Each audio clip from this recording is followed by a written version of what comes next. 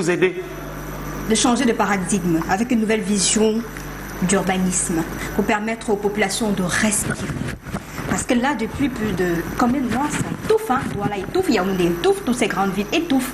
Est-ce qu'il n'est pas temps de véritablement trouver de nouvelles façons de faire?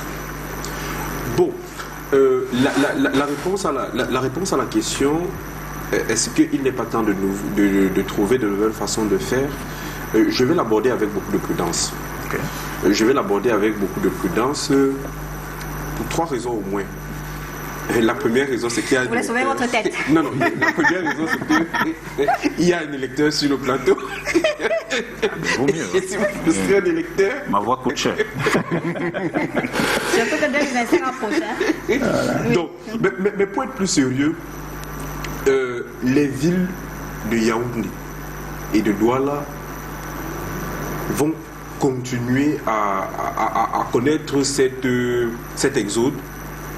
exode-là, si elles continuent d'être perçues comme les grands centres économiques. C'est-à-dire que vous ne pouvez pas empêcher à quelqu'un d'aller là où il estime que les conditions de vie lui plaisent. Donc, les gens viendront toujours à Douala. Et c'est le problème des villes, des grandes villes. Il faudra en tenir compte de ça au niveau de la gestion de la ville. Alors, c'est le problème des grandes villes. Et avec donc, malheureusement, ce qui va avec les problèmes de mobilité urbaine, peut-être les problèmes d'insécurité, les problèmes de ceci, malheureusement. Et donc, le plan de développement Douala ville durable, que le maire de la ville, que le maire de la ville et l'ensemble de son exécutif sont en train de mettre sur pied, vise à améliorer les conditions de vie dans la ville. Avec, vous avez vu, il a dit qu'on n'inaugure rien. Mais il y a quand même quelque chose. Au niveau de les équipements, les infrastructures de proximité et de loisirs, pour déjà l'encadrement de la jeunesse. Non. Ça commence. Il faut commencer quelque part. Vous avez dit qu'on n'a rien inauguré. Vous n'avez pas parlé des infrastructures. On est dans la mobilité. On parle de la mobilité urbaine. Hein. Vous avez mélangé beaucoup de choses. Non, vous n'en pas ailleurs, s'il vous plaît. Allez-y, Dimitri. Donc voilà. Il y a des efforts qui sont faits. Ensuite, vous voyez qu'il y a le développement des routes secondaires qui est réel. Si vous avez parlé des gens qui viennent de PK27, voilà, PK27, PK14. Vous voyez qu'au niveau de Nialahaï, ça a été déjà arrangé. Vous avez vu qu'on est en train d'arranger déjà. Vous parlez de dépansement sur le goudron, c'est ça? Non, arrangé même. Et vous avez vu que la route même PK10 génie militaire aussi, PK10 génie militaire est presque déjà achevée. Presque déjà achevé. Je crois que d'ici une semaine, ce sera achevé. Avec les pluies là. Oui, c'est les pavés, la solution pavée. Donc, vous avez vu que la route PK10.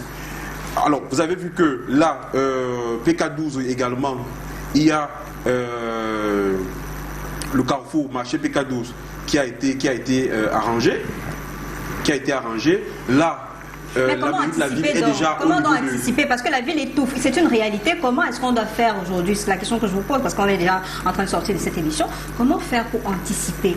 Parce qu'on a l'impression que à la communauté urbaine, c'est un autre monde et les populations sont un autre monde. Il faut tenir compte des réalités et des problématiques pour pouvoir amener les populations à respirer. Parce qu'il s'agit de respirer. La rentrée scolaire arrive dans quelques jours là et ça devient compliqué.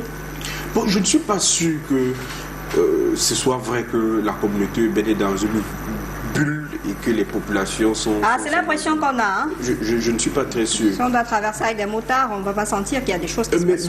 Mais plutôt, j'aborderais ça sur un autre prisme.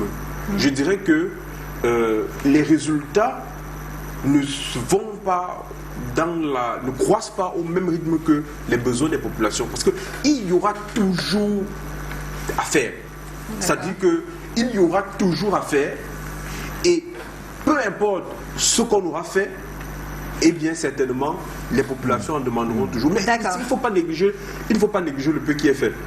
Tout le monde, dans 15 jours, sera content lorsque le carrefour de Côte va passer. Moi, je donne mon opinion, je ne suis pas contente du tout. Alors, Patrick, est-ce qu'il y a pas aussi ces travaux-là, mais est-ce qu'il n'est pas temps, au niveau des autorités, même de la ville, de revoir leur planning de travail? Parce que c'est ça aussi qui étouffe Vous ne pouvez pas venir à 7 heures quand les gens sont en train d'aller au travail, installer des gros camions pour arranger la route, et à la nuit pour travailler, où il y a un plan de structuration pour travailler dans une ville. C'est pas en saison de pluie, même si les grands ingénieurs